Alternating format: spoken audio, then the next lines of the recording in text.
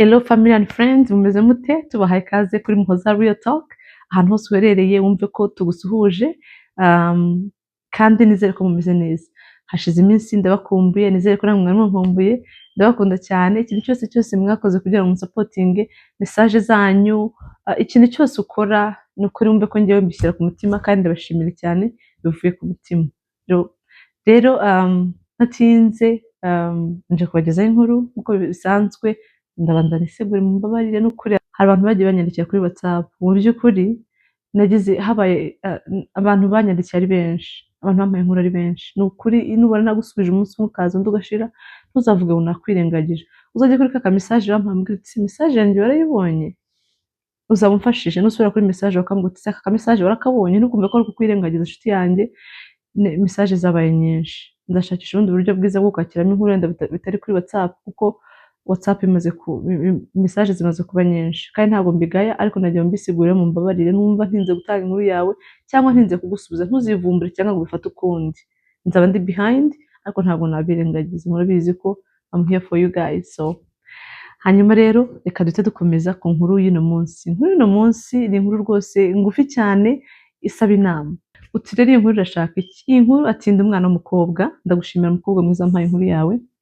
Urabizi ko umva ndagushimira kandi ndabyubaha. Ndabizi ko si buri muntu wese wakwizera ngo gusangiza inkuru y'ubuzima bwe. Rero nyizeye ko inkuru y'ubuzima bwawe bifata nk'ikintu gikomeye. Ndagushimira umukobwa mwiza wampaye inkuru.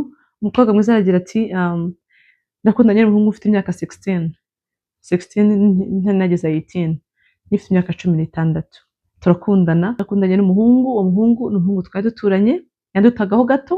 Ati none ndangije urukundo rwacu rumera neza, nyine tukundana igihe kitari gito, gusa biza kuba ngombwa ko nerekeza mu bihugu by'amahanga.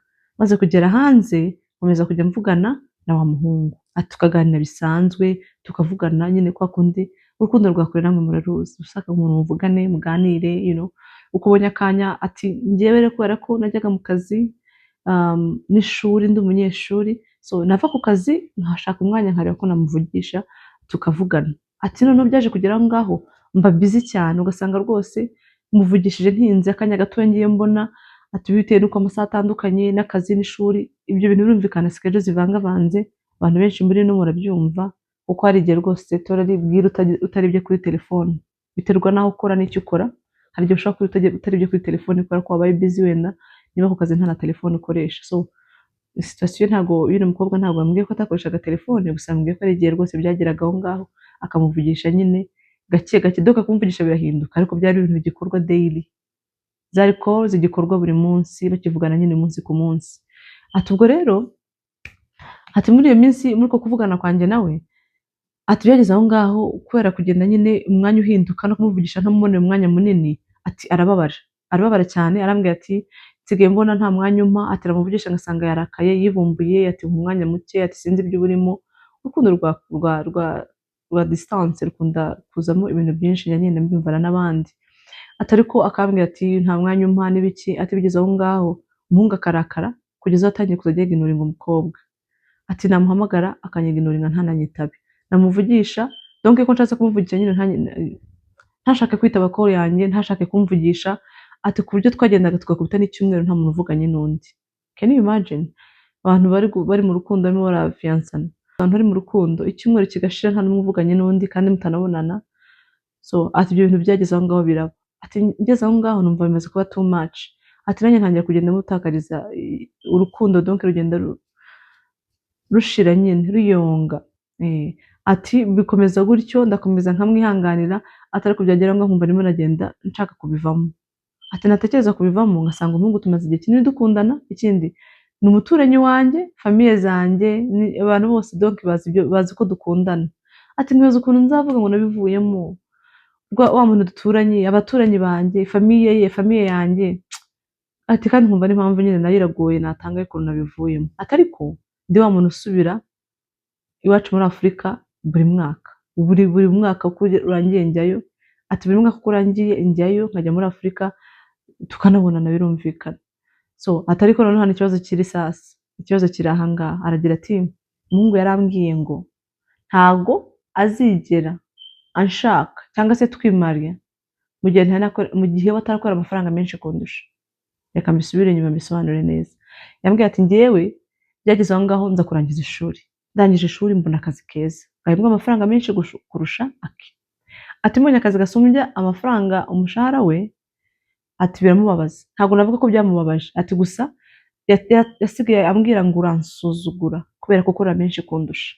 Ati umusore akambwira ati ibyo byose wigira n'ukuntu mfata, ati nagasuzuguro kubera ko ukora menshi kundusha. Atangira kuzamo izo conflict z'uko amurusha amafaranga kandi ari we mukobwa.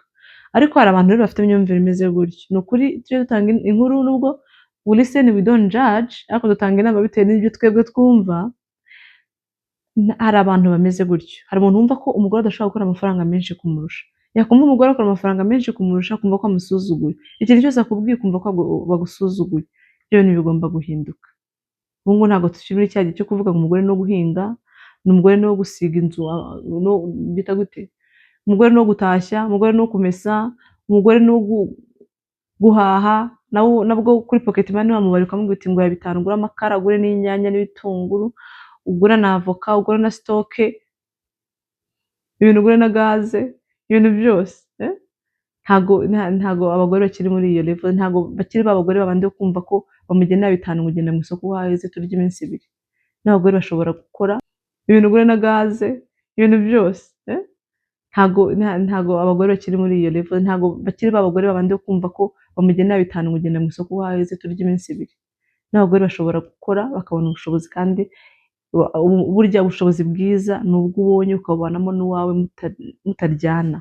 Rero atangiye kuzamo akantu ko kumva ko umugore yandushije, ubu rero mu gihe yandushije arimo aransuzugura. Deja habajemo ikibazo. Hagati aho ngaho ntabwo twamenye ngo ikibazo kiri kuri nde. Ida umugore ashobora kumusuzugura nawe yitwaje icyo, which is bad. Niba wa mugore ujya usuzugura umugabo ngo nuko umurusha umushahara, ufite ikibazo. Umushahara ufite, abenshi b'abagore noneho ujya usanga yanagushatse n'ishuri utararangiza, cyangwa se wanarirangije nta n'akazi ufite, cyangwa se akakwishyurira kaminuza. Ugasanga mwashakanye afite inzu yitwara, niba atanitwara afite akaduka ke akagufata akagushyiramo, kabiri keza, wabona inzu, wabona amafaranga, ugatangira gusuzugura umugabo. Amazi arashyuha ko ntibagirwa iwabo wambeho. Ntabwo niba nawe uri umugore umeze gutyo usuzugura umugabo ngo nuko umurusha umushahara, ufite ikibazo. Nawe niba uri umugabo usuzugura umugore wawe ngo ni kubera ko wumva ko umugore agusuzugura kuko akurusha umushahara, ufite ikibazo. Amafaranga bameze yaje mu rugo abantu bakayasangira. Amafaranga bameze yaje mu rugo nta ntonganya. Amafaranga bameze yaje mu rugo mwese mubyumva kimwe, nibwo agira valeri kandi nibwo muyenjoyinga nyine nk'uko bikwiye. That's a piece of advice. Gusa inkuru yacu atuma umuntu akomeje kumva ko umusuzugura kubera ko umurusha umushahara. Aho byaje gukomerera biza kugira ikindi gisobanuro gitangaje, nuko yambwiye ngo ntabwo nzigera ngushaka kandi nabona akazi kakurusha umushahara. Ati mpita numva ko nta gahunda afite yo gushaka. Ati tumaze igihe kinini koko dukundanye pe. Atari ko abifata arambwira ngo mu gihe atarabona akazi kandusha umushahara ntabwo azanshaka. Ati ubu rero njye byanyobeye. Uyu muhungu ndugushaka ku stepping out ngo mbivemo. Ati nkumva nanjye birangoye, atari ko nkabona urukundo rwagiye rwose ruyoyoka pe. Ati nkumva urukundo rutakiri rwinshi. Atari ko narezo comment agenda makinga zo kuvuga ngo murandusha umushahara, uransuzugura, none nta nubwo nzanagushaka noneho mu gihe nakurusha umushahara. Urumva ko ari ibintu bitangaje. Ariko nanone tujye kugira n'umukobwa inama, umukobwa wacu n'umwari wacu wifuje kumva inama zanyu mutamuzi, nta kintu mumuhonga, muri mubwiza ukuri kubyumva, ugatunga uti njye numva uri wrong, cyangwa numva njye ibyo bakubwiye ari ukuri, cyangwa njye ndumva wari kubigenza gutya. Utitaye ku marangamutima y'ikindi kintu icyo ari cyo cyose ugendeyeho, ukamubwiza ukuri kuko wowe ubyumva.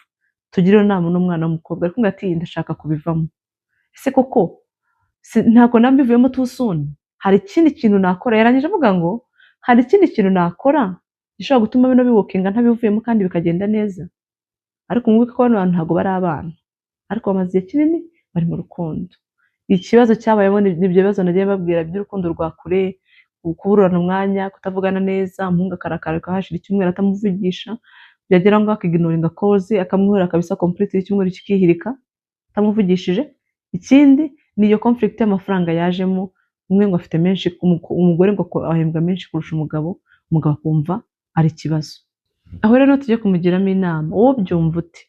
Ashobora kuba se ari twa tuntu tw'urukundo rwa kure tugenda tuza dusobeka ibintu ariko nta kintu kiri behind koko wenda cyangwa uyu muhungu atekereza ati cyangwa se ashaka kuba ari njyewe nyine arashaka inama yawe ibi bintu bigenze ati ntabwo turi abana turacyari mu rukundo kandi tumaranye igihe imiryango yacu iraziranye ni umuturanyi wanjye twakundanye gifite imyaka 16 urumva ko arirwo rukundo azi ariko ikintu cy'akazi ke ikintu cyo kumubura umwanya ikintu cy'umuhungu cyo kwirakaza agakubita icyuma atamuvugisha ngo kubera umukobwa nawe ngo atamuvugisha cyane ngo akumva ko nta mwanya amuha ati ibyo bintu byancanze ndikuma nshaka kubivamo atari kumwe gasosikari hari indi nzira nakoresha hari umuntu wundi wampa inama y'ikindi kintu nakora undi muntu abyumva ati nabigenza nte wowe byumva ute nihe nama wampa inkuru uyu munsi niyo ngiyo mbigenze nte nkora iki kugira ngo urukundo rugumeho sibyo cyangwa se mbivemo nigendere nzashake hano nzajya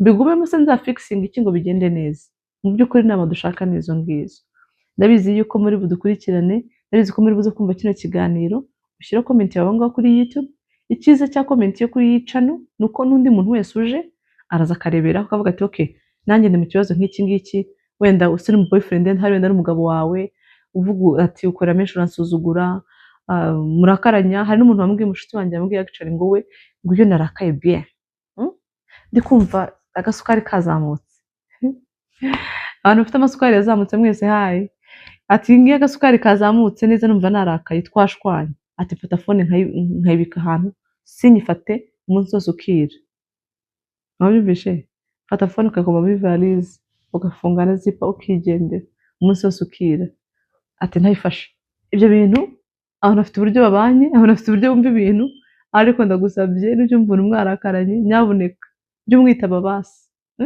mumbwira uti ndakumva atari ko ndi kukumva uzi ukuntu umuntu ashobora kwitwara umushiha ndakumva ufashe iki ariko basa kumva ko ugihumeka uzi ko abantu bafite stroke bafite n'imitima bazapfa kubera ko muba mwashwanye ukajugunya telefone ntunamwitaba umunsi ukira ibaze no ujugunye phone ntaze ngo uri mu rugo araguhamagara kubuze yaje mu rugo arakubuze yagiye ukaza arakubuze abantu basaba na stress zo kwirirwa ariko nkati namurakaje na dore byarangiye nta gakiri ushaho yashana ukuri njye mwitaba phone nubwo waburakaye nubwo wabubabaye nguti ntago numva ntashaka kuvugana nawe kandi sinshaka kukubwira nabi a time manze mererwe neza ariko I'm safe meze neza ndi muzima byibuze amenye kuri safe erega buriya bari abantu baba gukunda mamukundana nuko nyine ntazibona zidakumenya amahembe iyo ngiyo ni uko nuko Imana yaturemye we can change it kandi nta kindi kintu ushobora kubikora ngo kibihindure icyo twakora cyo kubihindura ni ukugerageza gukora neza muri side yawe tukagerageza nyine gutunganya ibyawe hasigaye na partner wawe nawe akamufasha agatunganya ibye that's it twitaba telefone atajya bitaba phone ndabizi abashuti banjye rwose umva ndabazi abantu batajya mwitaba telefone mwarakaga tuvuga ati nta ndi bufate ugati yuko bitari ryiri ukarijya n'urwara ku buryo itanacamo tuzatuma abantu b'abandi basara nyaboneka mujye mwitaho gake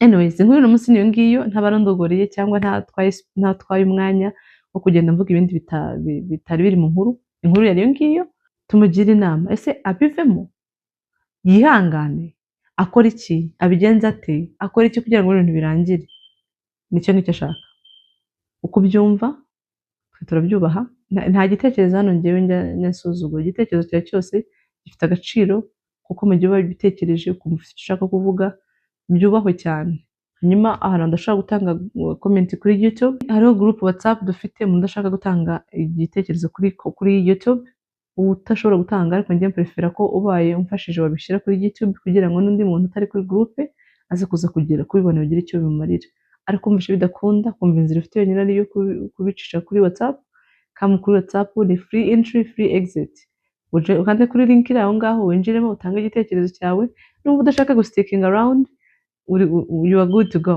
nta muntu uzaza kugusakuriza ngo ngo kuki wagiye kuki leftinga it's your right shaka ku leftinga is fine shaka kugumamo is fine tukadukunda abantu iyo group ni baba abantu uzadusangayo Imana ibahe umugisha mumererwe neza mugire umunsi mwiza amanywa meza ijoro ryiza ahantu hose uherereye umve ko tukwifurije amahoro n'amahirwe mu byo wifuza gukora byose kuri uno munsi nyagasani abarinde mugire amahoro turabakunda bye